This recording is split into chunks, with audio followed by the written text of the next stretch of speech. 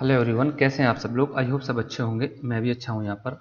चलिए हम आज करते हैं जो प्रैक्टिस सेट 10 है उसका जो भी डाउट है उसका डाउट सॉल्यूशन। ठीक है ना, ये डाउट सॉल्यूशन आज हम करते हैं क्योंकि क्लास में हो नहीं पाता है। तो चलिए देखते हैं कि पहला डाउट था बच्चों का। सवाल नंबर 76 कह रहा है कि यदि एक्स स्टार वाई कुछ इस तरीके से अगर कहीं लिखा हुआ हो तो उसका मतलब होगा ये पूरा मतलब होगा। अब हम देखेंगे यहाँ यही लिखा हुआ है कि 5 और बीच में स्टार का निशान और 4, समझ रहे होंगे। तो इसका मतलब यही है कि जिस प्रकार यहाँ एक्स स्टार वाई लिखा हुआ है और उसका मतलब ये पूरा है, तो यहाँ बताइए 5 स्टार 4 यदि कहीं लिखा हो तो उसका मान क्या होगा।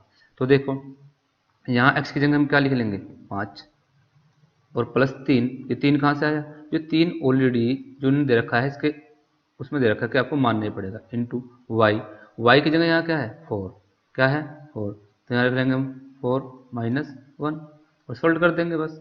क्या होता है कि आप 5 और 3 8 8 8 64 इंटू 4 माइनस 3 1 सॉरी 4 माइनस 1 बराबर 3, तो कितना हो गया 64 दिया 192। कितना हो गया 192। इतना आसान सा सवाल था। चलिए अगले सवाल देखते हैं। कह रहा है एक चक्के की त्रिज्या, चक्का मतलब एक वर्थ टाइप एक चक्के की त्रिज्या 21 सेंटीमीटर होता है। 924 मीटर की दूरी तय करने के लिए वह कितने चक्कर लगाएगा। तो सबसे पहले हमें ये पता होना चाहिए कि वह एक चक्कर में कुल कितनी दूरी चलेगा। तो अगर वर्त होता है, ये देखो वर्त, इसका चक्कर क्या होता है, अगर ये यहाँ से चले यहाँ से और यहाँ पर ये आकर एक चक्कर यहाँ से ही चले और ऐसे चलता जाए तो यहीं पर आकर एक चक्कर पूरा कर देगा। अर्थात यहाँ जो बात हो रही है एक चक्कर बराबर क्या होता है, परिधि होती है किसी भी वर्त की परिधि। और परिधि क्या होती है वर्त की 2 पाई आर। क्या होती है 2 पाई आर। बात समझ में आ रही होगी। चलो 2 पाई आर में तो हम 2 की जगह 2, पाई का मान 22/7 और यहाँ आर कितनी है, आर है यहाँ देखो त्रिज्या 21, तो मैंने 7 दिया 21, ठीक है कि नहीं। तो 22 दूनी 44 दिया 132 सेंटीमीटर। कितना 132 सेंटीमीटर। अब यहाँ 132 सेंटीमीटर ये क्या आया है, ये एक चक्कर में चली गई दूरी है। लेकिन वो कह रहा है कि मुझे जाना है 924 मीटर और जो ये चक्कर की दूरी है ये कितनी दे रखी है 132 सेंटीमीटर। यदि ये सेंटीमीटर में दी है तो मुझे ये भी सेंटीमीटर बनाना पड़ेगा। सेंटीमीटर बनाने के लिए मैं 2 जीरो से गुना, वो 2 जीरो लगा दूंगा आगे, अर्थात 100 से गुना कर दूंगा। ये तो है कुल दूरी और एक चक्कर में जाता है वो 132, तो मैं काटूंगा इससे 132 सत्ते 924, तो हमारा आंसर आ गया 700 चक्कर। ठीक है, चलिए बढ़ते हैं अगले सवाल की तरफ, देखते हैं।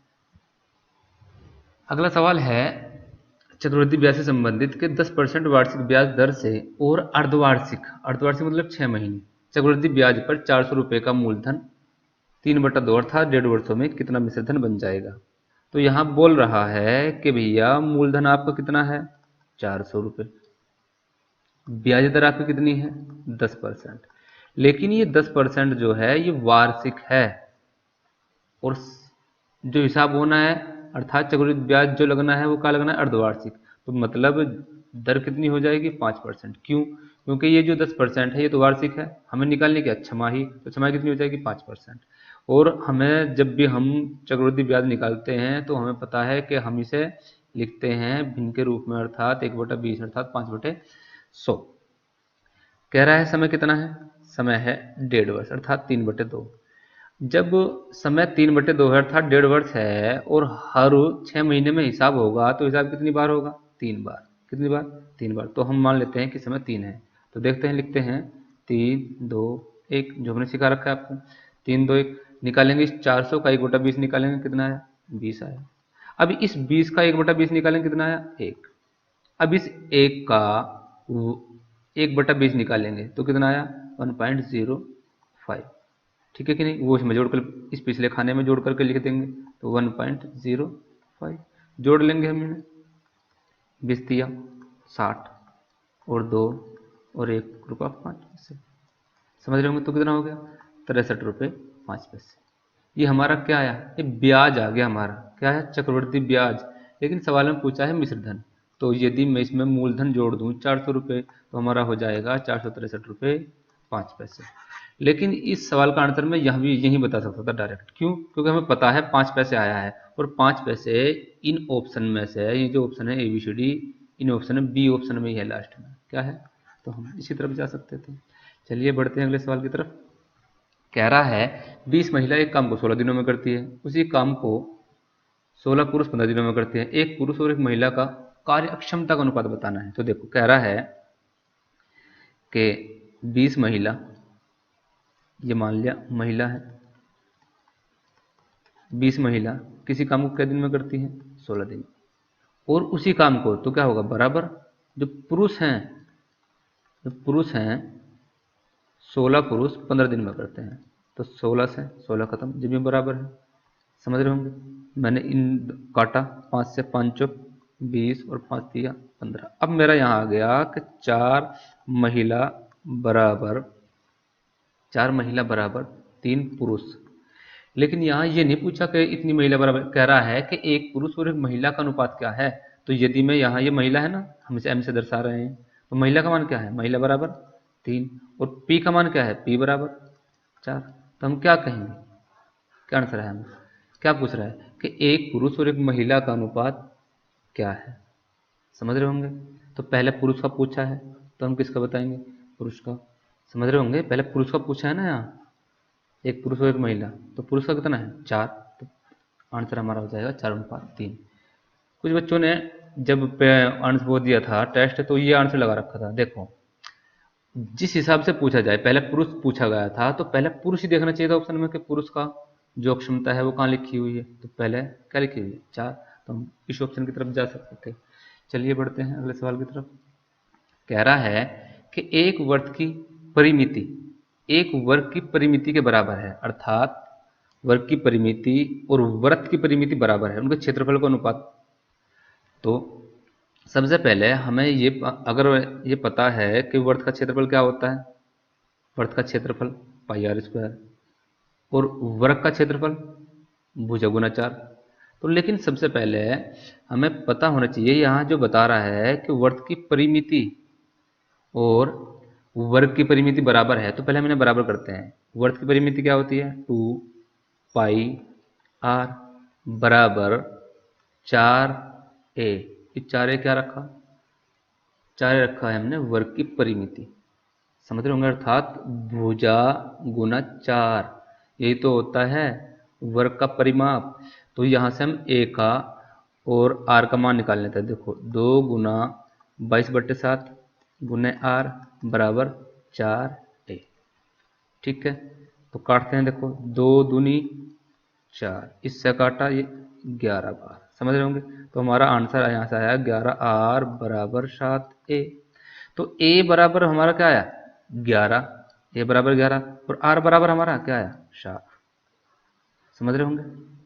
चलो अब ये आंसर नहीं है, नहीं, अभी हमारा जो निकला है वो a अर्थात भुजा का अनुपात निकला है, और इधर से त्रिज्या का अनुपात निकला है। ये क्षेत्रफल का अनुपात नहीं है। कभी आप 11:7 भाई चलो ऑप्शन डी, नहीं, अब निकलेगा क्षेत्रफल का अनुपात पूछा है। तो वर्ग का क्षेत्रफल क्या होता है πr², क्या होता है πr², ठीक है कि नहीं। इसी प्रकार वर्ग का क्षेत्रफल क्या होता है a² अर्थात भुजा का स्क्वायर। तो यहाँ 22/7, r का मान रख देंगे, r का मान कितना है 7 गुना 7 बराबर a का मान रख देंगे, a का मान क्या है 11 गुना 11, तो 7 से 7 खत्म, 11 दूनी 22, समझ रहे होंगे। तो यहाँ क्या है हमारा 7 दूनी 14 बराबर 11। तो हम कह सकते हैं कि 14:11, ये हमारा क्षेत्रफल का अनुपात आया, समझ रहे होंगे। ये क्षेत्रफल का अनुपात नहीं था, ये a और r का मान था। चलिए देखते हैं अगले क्वेश्चन को। कह रहा है कि 12 मीटर भुजा वाले एक वर्गाकार क्षेत्र के कोने से एक बकरी 7 मीटर लंबी रस्सी से बंधी हुई है, वह कुल कितने क्षेत्रफल में घास चर सकेगी। देखो बहुत आसान सवाल था। कह रहा है कि एक ये है वर्ग है एक, ठीक है, और इस वर्ग से एक कोने से, मान लीजिए यहाँ से एक 7 मीटर लंबी रस्सी से एक बकरी बंधी है, तो जब भी बकरी घास चरती है, आपने देखा होगा गांव वाले जो लोग होंगे, हमेशा बकरियां घास जो भी चरती है तो वो अपने खूंटे से ऐसे ऐसे ऐसे ऐसे ऐसे बना देती है, ऐसे ऐसे ऐसे ऐसे बना देती है कि नहीं बना देती है? बिल्कुल। तो ये देखिए क्या बन गया, क्या बन गया ये? एक वर्त बन गया ना। और ये क्या है? वर्त की त्रिज्या। क्यों? इसी के सारे तो एक ऐसे चक्कर काटेगी, तो ये क्या होगी? वर्त की त्रिज्या। तो हम यहाँ लगा लेते हैं क्या? क्षेत्रफल का फॉर्मूला किसका? वर्त का। क्यों वर्त का? क्यों वर्त का? क्यों नहीं? क्योंकि वो एक व्रत बना रही है, वर्ग नहीं बना रही, वर्त बना रही है। समझ रहे होंगे। तो देखो हम यहाँ क्या होता है, वर्ग का फॉर्म, वर्त का फॉर्मूला पाई आर स्क्वायर। तो यहाँ पाई का मान 22/7, आर का मान कितना दे रखा है? 7। ठीक है कि नहीं? तो आया मेरा 22×7 = 154 वर्ग मीटर। लेकिन ये जो 154 वर्ग मीटर आया, ये पूरे के पूरे वर्त का क्षेत्रफल आ गया। किसका? पूरे के पूरे वर्त का क्षेत्रफल। लेकिन यदि आप यहाँ देखेंगे कि जो बकरी है वो तो इस वर्ग में से इतना ही चल रही है। कितना? इतना। और ये कितना होता है? वर्ग का एक कोना कितना होता है? 90 डिग्री का। कितने डिग्री का? 90 डिग्री का। और ये जो 154 वर्ग मीटर मान है, ये किसका है? ये है पूरे 360 डिग्री का। कैसे? क्योंकि वर्त जो होता है वो पूरा 360 डिग्री का ही तो होता है। और बकरी जो चल रही है, हम ये कह सकते हैं कि वो सिर्फ इस वर्त का 90 डिग्री चल रही है। कितना डिग्री? 90 डिग्री। तो मैं 90 डिग्री से दूंगा, तो हमारा आंसर क्या आ जाएगा? 38.5 वर्ग मीटर। समझ रहे होंगे कि नहीं समझ रहे? हमारा आंसर आ गया क्या? Option A. चलिए देखते हैं अगला सवाल। अगला सवाल देखेंगे। कह रहा है कि स्थिर जल में एक नाव की गति 9 किलोमीटर प्रति घंटा, यह अनुप्रवाह 12 किलोमीटर जाता है और प्रारंभिक बिंदु पर 3 घंटे में वापस लौट आता है। दरिया में जल का वेग क्या है? कह रहा है कि 12 किलोमीटर तो वह आता है और 12 ही किलोमीटर वह जाता है। मतलब जाना भी 12 किलोमीटर धारा के साथ साथ, और आना भी धारा के विपरीत। चलो, तो जब धारा के साथ साथ जाएंगे तो उसकी गति क्या होगी? धारा के साथ साथ जब जाएंगे 9 प्लस जो भी उसकी गति होगी, जल का वेग। क्योंकि जब हम धारा के साथ चलते हैं तो जो हमारी गति होती है और प्लस जो धारा की गति है, दोनों मिल जाती है, क्योंकि हम उसी साइड में जा रहे होते हैं। तो 9 प्लस एक्स मान लेता हूँ, क्योंकि मुझे पता नहीं है। प्लस प्लस क्यों? क्योंकि आने जाने का दोनों का समय बता रखा। और यहाँ 9, जब हम धारा के विपरीत चलते हैं तो चाल घट जाती है। घट क्यों जाती है? समझ रहे होंगे, पता है आपको। चलो, अब देखो क्या कर सकता था मैं। यहाँ दे रखा मैं बराबर 3, तो या तो मैं इसे सोल्व कर लेता, या फिर मैं देखो एक आसान सा तरीका ये देख लेता कि मैं यहाँ ऑप्शन के हिसाब से मान रख कर देख लेता कि पहला ऑप्शन यदि मैं रखता, मान लीजिए मैं एक्स का मान 3 रख दूँ। क्या रख दूँ? 3। तो 9 और 3 कितने हो गए? 12। 12 से मैंने 12 को काटा, कितना आया? 1। बहुत बढ़िया। यहाँ मैंने जब एक्स का मान यहाँ 3 रखा है तो यहाँ भी एक्स का मान 3 रखूंगा। बहुत बढ़िया। तो 9 - 3 बराबर कितना? 6। और 6 से मैंने काटा, 6 दूनी 12। क्या 2 और 1 3 है? तो हाँ, तो हम कह सकते हैं कि हमारा आंसर 3 किलोमीटर प्रति घंटा। समझ रहे होंगे, या फिर आप इसे इक्वेशन को सोल्व कर सकते थे। चलो अगले सवाल की तरफ बढ़ते हैं। कह रहा है एक व्यक्ति किसी दूरी का 64 किलोमीटर, किसी दूरी का प्रथमार्ध 64 किलोमीटर प्रति घंटा और द्वितीयार्ध 80 किलोमीटर प्रति घंटा की रफ्तार से करता है, तो उसकी औसत रफ्तार क्या है? देखो, अगर कुछ बच्चों से सवाल भी नहीं हुआ तो ये तो बहुत गलत बात है। ये सवाल बहुत आसान सा सवाल था। आपको पता ही है कि हम निकाल सकते हैं औसत चाल निकालनी, हमें औसत नहीं निकालना, औसत नहीं, औसत चाल निकालनी है। कुछ बच्चों ने क्या करा है कि औसत निकाल दिया डायरेक्ट। कैसे? 80 + 64 बटे 2 करेंगे, फिर आगे हमारा 72। नहीं, ये तो आपने औसत निकाल लिया, लेकिन औसत चाल ऐसे नहीं निकलती है। औसत चाल के या तो हम टाइम एंड वर्क की तरह निकाल सकते हैं, या ये दो दूरी दी हुई है तो उसका आसान सा भी तरीका है कि 2 गुना 80 गुना 64 बटे 80 + 64। समझ रहे होंगे। तो हमारा आंसर आएगा 71.11 किलोमीटर प्रति घंटा। या हम आपको बताया हुआ है कि आप चाहें तो टाइम एंड वर्क के तरीके से निकाल सकते हैं कि इन दोनों का लेस लेंगे, जो भी लेस आएगा इस तरीके से, और जो आपस में भाग दे देंगे, जो सिखा रखा है ना। तो हमारा आंसर क्या आ जाएगा? 71.11 किलोमीटर प्रति घंटा। चलिए बढ़ते हैं अगले सवाल की तरफ। कह रहा है एक शंकु और एक बेलन की ऊंचाइयों के अनुपात इतने इतने हैं, उनका व्यास इतना इतना है, उनके आयतनों का अनुपात क्या होगा? तो देखो, आयतन का अनुपात पूछ रहा है तो आपको आयतन के फॉर्मूले पता होने चाहिए कि शंकु का जो आयतन होता है वो 1/3 पाई आर स्क्वायर एच, समझ रहे होंगे।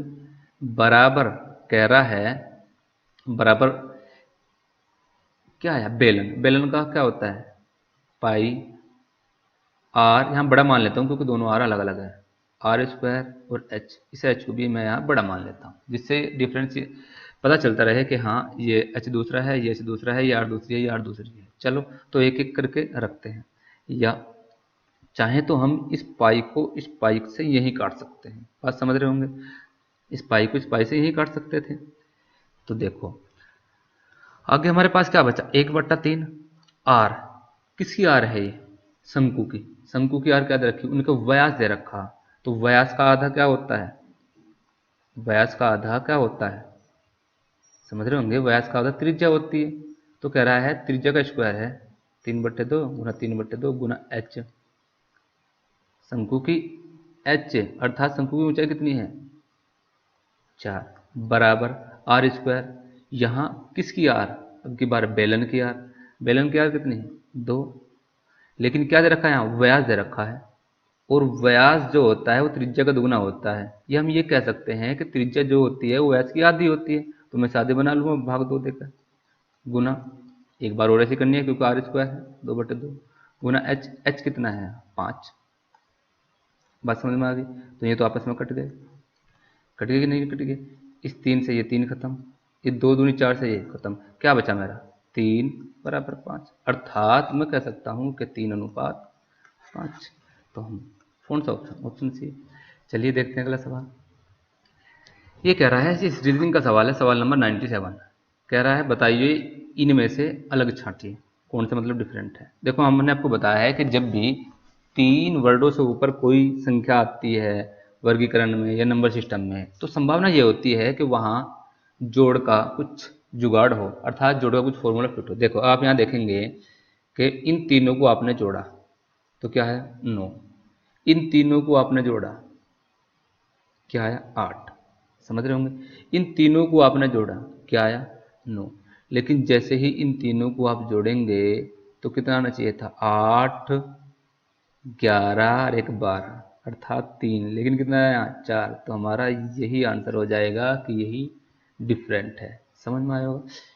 अगले सवाल देखते हैं, चलो कह रहा है लुप्त संख्या ज्ञात कीजिए, क्या कह रहा है लुप्त संख्या, यहाँ देखिए ध्यान से, अगर मैं इन 3 के जोड़े बनाऊं और इन 3 के जोड़े बनाऊं, इन 3 के जोड़े बनाऊं, फिर आगे भी किसी 3 के जोड़े बनने चाहिए, ऐसा कुछ है जहां तक मुझे लगता है। देखो अगर मैं यहाँ कहूँ कि यहाँ के 8 और 4 12 और 8 और 4 12, मतलब मैंने इस 8 और 4 को जोड़ा क्या आया मेरा 12, यहाँ भी इस 8 और 4 को जोड़ा क्या आया मेरा 12, समझ रहे होंगे। लेकिन यहाँ क्या करा मैंने कि 12 और 4 को यदि मैं घटाऊं तो क्या आंसर आता है 8, क्या आंसर आता है 8, अर्थात यहाँ तो हम जोड़ रहे थे इन दोनों में, यहाँ इसमें क्या करा हमने घटाया, क्या आंसर आया घटा करके आंसर आया, तो यहाँ हमने जोड़ा यहाँ हमने घटाया तो इसमें भी क्या होगा घटेगा, और 100 में से 44 जाकर क्या आंसर आएगा 56, समझे होंगे। चलो कह रहा है बताइए इनके बीच आरेख संबंध बताइए। देखो आरेख इतने बेहतरीन इतने अच्छे तरीके से पढ़ाया हुआ है कि शायद ही कोई सवाल गलत हो, क्योंकि हमें यहाँ संबंध बनाने की जरूरत नहीं, सिर्फ देखने की जरूरत होती है। अब आप देखो अगर मैं महिलाओं से माताओं के बीच संबंध देखूं तो क्या होता है कि कुछ महिलाएं माताएं होती हैं, लेकिन यदि माताओं से मैं महिलाओं की तरफ संबंध देखूं तो मैं ये कह सकता हूं कि सारी की सारी माताएं क्या होती हैं महिलाएं होती हैं।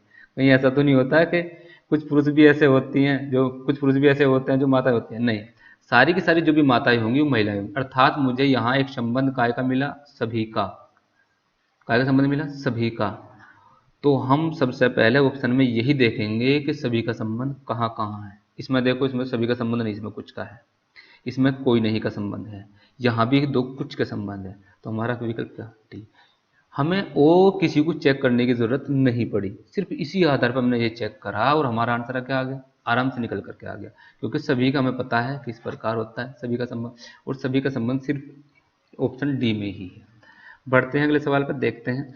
चलो कह रहा है बता दीजिए इसमें कौन सा डिफर है? तो आप देखेंगे डी कितने पर होता है? 4। ये कितने पर होता है? 7। ये कितने पर होता है? समझ रहे होंगे, डी 4 3 7 दोनों। यहाँ देखेंगे 4 3 7 दोनों। ये कितने, जे कितने पर होता है? 10 पे। एम कितने पे होता है? 13 पे। ये कितने पे होता है? 15 पे। आप देखेंगे 10 3 13 2 15। ये भी यहाँ। यहाँ देखेंगे पी कितने पे? 16 पे। आर कितने पे? 18 पे। तो टी कितने पे? 20 पे। आप देखेंगे यहाँ अब तक हमारा क्या था कि पहले जो दो अक्षर थे उनमें हमारा क्या संबंध बनता हुआ आ रहा था कि 3 का अंतर, लेकिन यहाँ कितने का अंतर है? 2 का। समझ रहे होंगे, तो हमारा यही आंसर है कि यही आंसर सबसे डिफर है। अर्थात समझ रहे होंगे, जैसे कि यहाँ 4 और 3 क्या था? 7। 3 बढ़ रहे थे। यहाँ कितने बढ़ रहे? 2।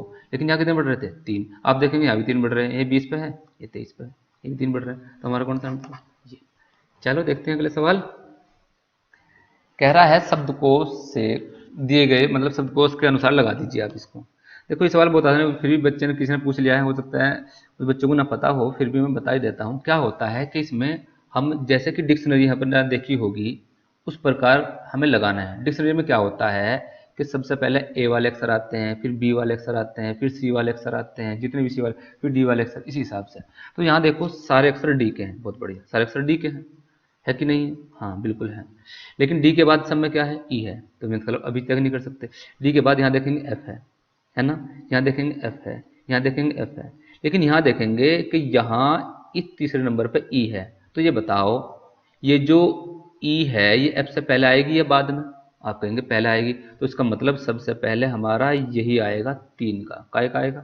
3 का। वैसे तो मैं यहीं से आंसर बता सकता हूँ ये वाला कि मेरा आंसर ये है 3। क्यों? 3 किसी और ऑप्शन में शुरुआत में है ही नहीं। बात समझ रहे होंगे, शुरुआत में 3 कहीं से है तो नहीं, लेकिन फिर भी हम देख लेते हैं इसके बाद क्या आना चाहिए। ये अक्षर तो हमारा खत्म, इसकी वैल्यू तो खत्म, क्योंकि ये तो हमारा आ गया है। अब इन तीनों में देखना है, समझ रहे होंगे। डी ई एफ है, डी ई एफ है, इसमें भी ई है। अगला अक्षर देखेंगे, इसमें भी ई है, इसमें भी ई है, इसमें भी ई है। लेकिन उससे अगला अक्षर देखेंगे 1 2 3 4 5 अक्षर। तो 5 अक्षर में यहाँ एन है, यहाँ भी एन है। तो इससे पहले, इनसे पहले कौन, एन से पहले कौन आता है? ई वाला। तो हमारा ये आंसर आ जाएगा 30। बात समझ में आई? इसका मतलब ये भी खत्म हमारा। ठीक है, अब हम देखेंगे इनमें कौन सा आएगा। अब हम आते हैं इन दोनों में एन है, इससे अगले अक्षर को देखते हैं। यहाँ सी है, यहाँ एस है, तो पहले कौन सा आएगा? सी वाला ना। तो हमारा 2। बाकी क्या बचा? बाकी इस बात को मैं शुरू में ही एकदम से आंसर लगा सकता था, वो बताया हमने। चलो, ये कह रहा है सभी जापानी, सॉरी, न्याय निगमन का क्वेश्चन है, सभी हिंदू धर्मवीरू होते हैं और कोई भी जापानी हिंदू नहीं है। ठीक है, तो देखो यहाँ कह रहा है सभी जापानी लोग धर्मवीरू नहीं हैं। तो जापानी कहाँ है? यहाँ छिपा हुआ है। और धर्मभीरू कहाँ है? धर्मभीरू यहाँ छिपा हुआ है। अर्थात ये दोनों सेंटेंस मुझे जोड़ने पड़ेंगे, इसका आंसर जब भी निकल करके आएगा। ये दोनों सेंटेंस मुझे क्या करने पड़ेंगे? जोड़ने पड़ेंगे, तभी जाकर के इसका आंसर निकल करके आएगा। कैसे जोड़ने के लिए? क्या होना चाहिए हमारे पास? एक बिचौलिया होना चाहिए। बिचौलिया कौन है? यहाँ भी हिंदू है, ये रहा। तो हिंदू के पास यहाँ कितने हैं? 100 रुपये। यहाँ भी हिंदू है, यहाँ कितने हैं? यहाँ भी। बात समझ में आई? इसका मतलब बिचौलिया तो हमें मिल गया। बिचौलिया मजबूत भी है क्योंकि उसकी एक जेब में क्या है? 100 रुपये भी है। अब यहाँ जापानी कितना? 100, कोई भी जापानी। और यहाँ धर्मभीरू कितना? 50। कह रहा है जापानी लोग धर्मभीरू नहीं है, समझ रहे होंगे। और ये पॉजिटिव और नेगेटिव मिलकर इसका आंसर दे रहे हैं। तो जब पॉजिटिव व नेगेटिव मिलते हैं तो आंसर हमारा क्या आता है? नेगेटिव आता है। तो बहुत बढ़िया, नेगेटिव तो आएगा। लेकिन यहाँ हम चेक करेंगे कि धर्मभीरू के पास कितने पैसे हैं? 50 रुपये। मांग रहा है यहाँ कितने? 100 रुपये। समझ रहे होंगे कि नहीं? तो क्या हो जाएगा? ये गलत। सभी धर्मभीरू हिंदू हैं, तो ये तो सिर्फ इससे हो जाएगा। क्या कह रहा है? सभी धर्मभीरू, धर्म कितने मांग रहा? धर्मभीरू 100 रुपये। हिंदू कितने मांग रहा? 50 रुपये। समझ रहे होंगे। लेकिन वहाँ धर्मभीरू के पास कितने? 50, तो वो 100 नहीं दे सकता। इसका मतलब ये भी गलत। तो हमारा आंसर कौन सा हो जाएगा? ना तो निष्कर्ष फर्स्ट, ना ही निष्कर्ष सेकंड। उम्मीद करता हूँ समझ में आया होगा। चलिए अगले सवाल की तरफ बढ़ते हैं और देखते हैं। कह रहा है एक व्यक्ति सेल में वस्त्र खरीदते समय 45 रुपये खर्च करता है और 5 रुपये की बचत करता है। उसकी बचत का प्रतिशत क्या है?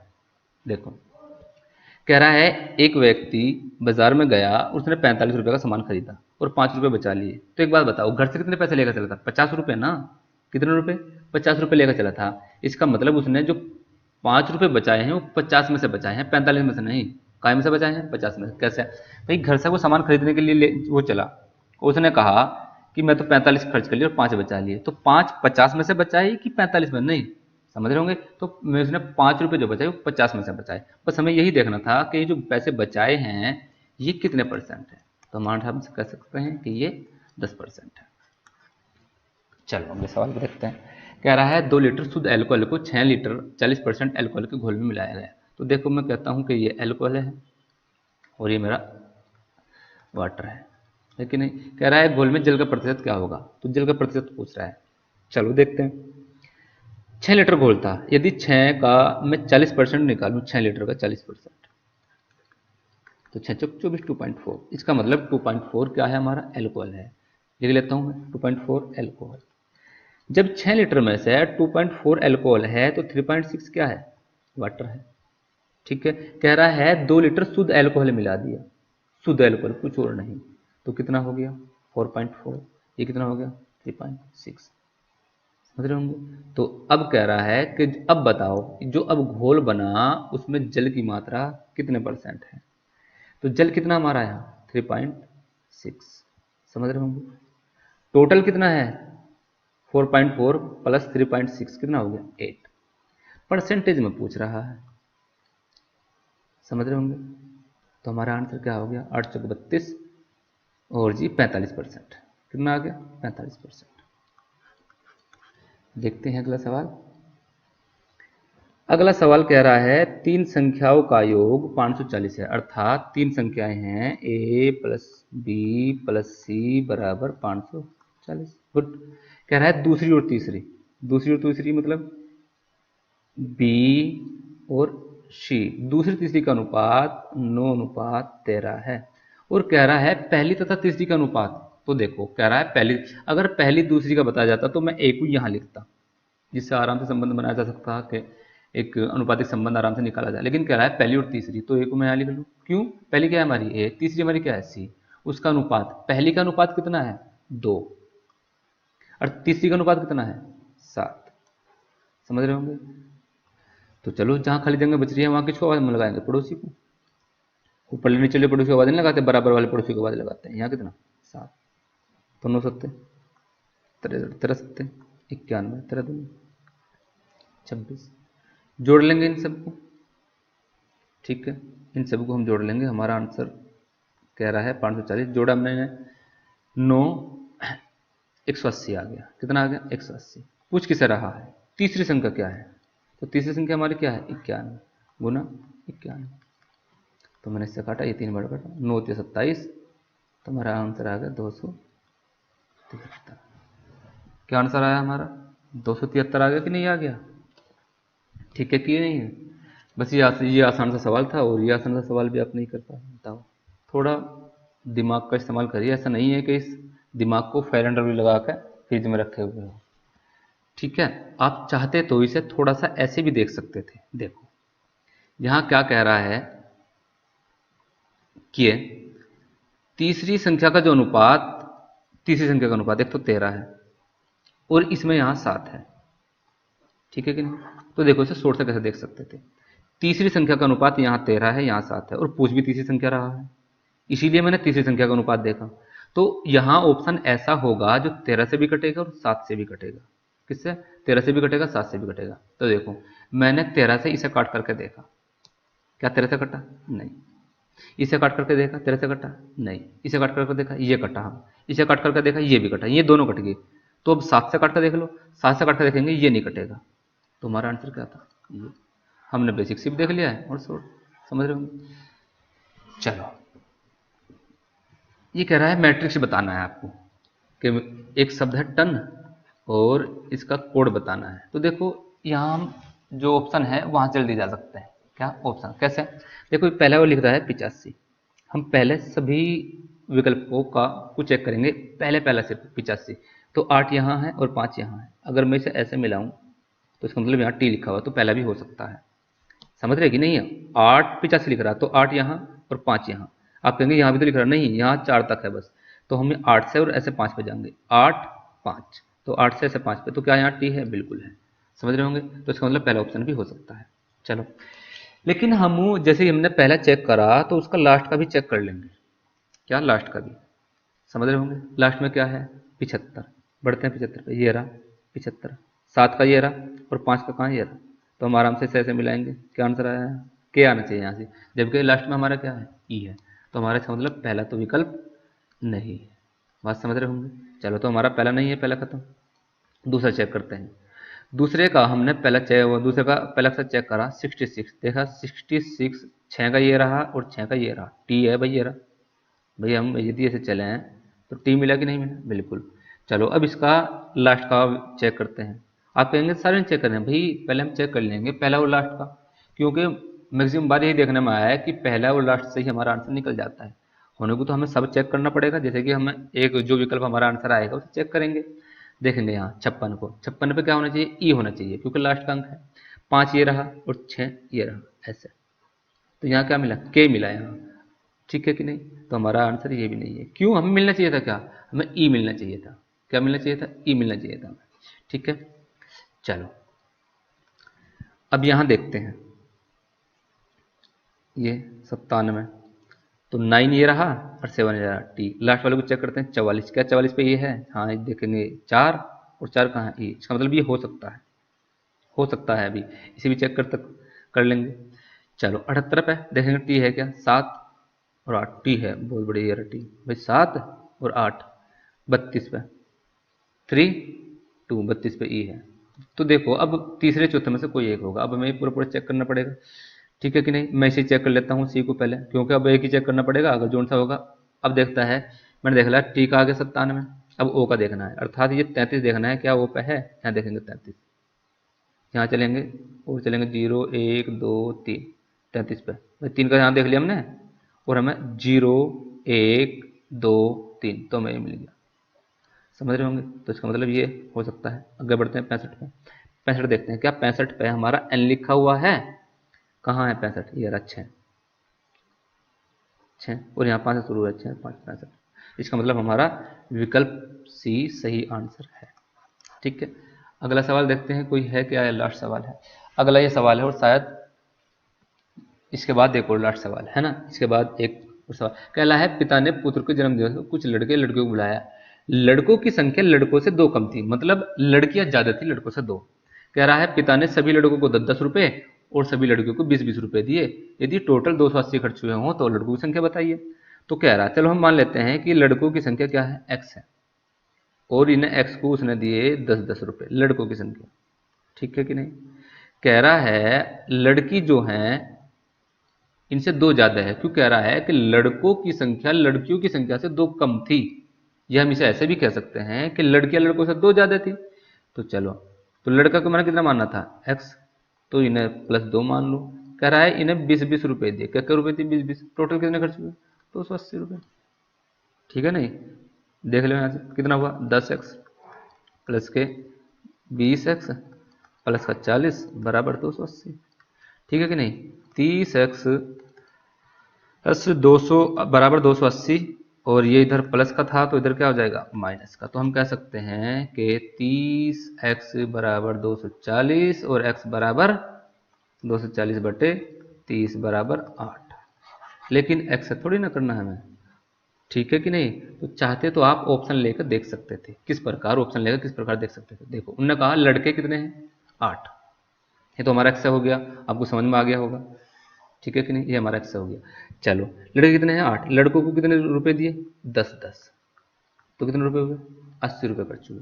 लड़कियां कितनी थी? लड़कों से 2 ज्यादा है, अर्थात जब लड़का अपने 8 माने हैं तो लड़कियां 10 होंगी।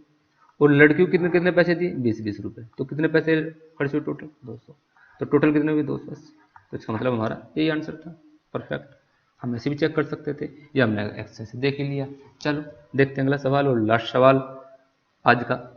कह रहा है एक समूह में 7 व्यक्ति अंग्रेजी बोल सकते हैं, 15 व्यक्ति हिंदी बोल सकते हैं, 6 व्यक्ति पंजाबी बोल सकते हैं। इस समूह में केवल एक व्यक्ति तीनों भाषा बोल सकता है और 2 व्यक्ति केवल 2 भाषाएं बोल सकते हैं। समूह में कुल कितने व्यक्ति हैं? अर्थात वेन आरेख से हम इसे कर सकते हैं।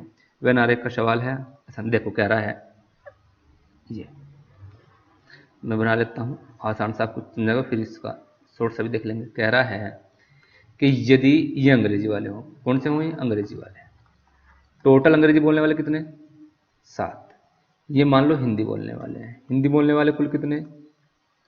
15। पंजाबी बोलने वाले कितने? कुल 6। कितने? 6। तो सबसे पहले इस प्रकार के सवालों में क्या बनना होता है? Common part. कह रहा है एक व्यक्ति तीनों भाषा बोल सकता है, तो लिख दूं यहाँ तीनों भाषा बोल सकता है। बहुत बढ़िया। अब आगे क्या कह रहा है? आगे कह रहा है कि दो व्यक्ति केवल दो भाषा बोल सकते हैं, मतलब दो व्यक्ति ऐसे हैं जो बस ओनली दो भाषा बोल सकते हैं, दो से फालतू कुछ नहीं। तो देखो, दो भाषा बोलने वाले या तो यहाँ लिखे जाएंगे, केवल दो भाषा बोलने वाले। क्यों? हिंदी और पंजाबी, बस इसका भाग, ये भाग किसका था? तीनों का। ये दो का कॉमन भाग ये है, केवल दो का कॉमन भाग ये है, केवल दो का कॉमन भाग ये है। तो कहीं भी एक जगह दो रख लो, कहीं भी, क्योंकि दो से फालतू है ही नहीं। चलो मैं यही रख लेता हूँ। तो जब अब ये हिंदी बोलने वाले 15 थे, ये 3 यहाँ चले गए तो कितने आएगी? 12। समझ रहे होंगे। अंग्रेजी बोलने वाले 7 थे, तो अंग्रेजी के अंतर्गत एक तो पहले से ही है, 6 ये रहे। पंजाबी बोलने वाले कितने थे? 6 थे, लेकिन इसके अंदर 3 आ गए, पहले से ही लिखे हुए हैं 3, तो यहाँ कितने? 3। कह रहा है टोटल को बता दो, टोटल कितने हैं? तो जोड़ लो। 15 तो इसमें ही है, 15, 21 और 3, 24। समझ रहे होंगे। तो हमारा 24 आंसर था। लेकिन देखो, हम इसे डायरेक्ट देख सकते थे। कैसे? कि 7 व्यक्ति अंग्रेजी बोलने वाले, 15 व्यक्ति हिंदी बोलने वाले और 6 व्यक्ति पंजाबी बोलने वाले। तो कितना हुआ हमारा? 15,